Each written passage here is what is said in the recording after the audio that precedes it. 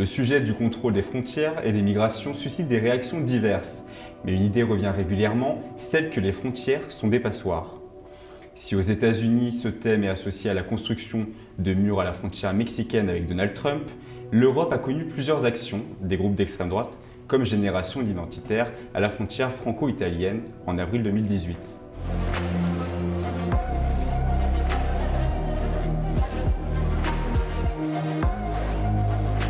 De plus, le contrôle de la migration et donc des frontières revient régulièrement dans l'agenda politique. Il en devient même un point essentiel. On les renvoie chez eux de manière systématique. On maîtrise nos frontières pour éviter l'arrivée de clandestins et on renvoie les clandestins dans leur pays. Les principales critiques tournent autour du système européen d'asile et d'immigration, du contrôle des frontières extérieures de l'Union européenne et de l'absence de contrôle des migrations. Le système repose sur des décisions intergouvernementales et dans les faits, les États membres réintroduisent parfois des contrôles aux frontières intérieures de l'espace Schengen. La France l'a fait après les attentats de 2015 et plus récemment, l'Espagne ou encore l'Allemagne l'ont fait avec la pandémie de Covid-19. Depuis 30 ans, les frontières attirent beaucoup l'attention des politiques et des budgets alloués à leur sécurisation.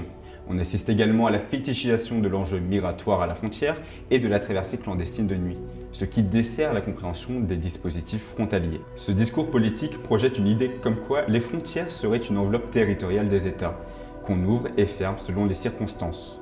Cette idée témoigne surtout de la peur d'une invasion qui provient d'une non-connaissance de nos potentiels envahisseurs. Et les stéréotypes sont multiples, on les considère comme de potentiels terroristes, des contrebandiers, des trafiquants d'êtres humains, en bref, des migrants jugés illégaux. Leur passage est généralement considéré comme un simple échange d'un service provenant du passeur contre un bénéfice qui est celui de la traversée.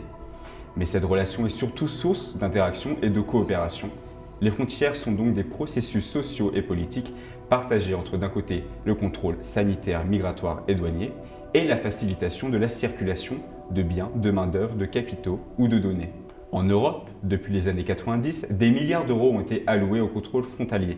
La Commission européenne mobilise des fonds importants, le Fonds d'asile, Migration et intégration, la MIF.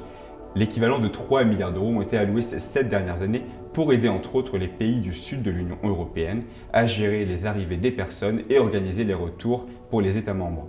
Elle équipe les gardes frontières et les polices nationales via le Fonds pour la sécurité intérieure, le FSI, et le volet frontières extérieures et visa atteint lui 2,7 milliards d'euros sur la période 2014-2020.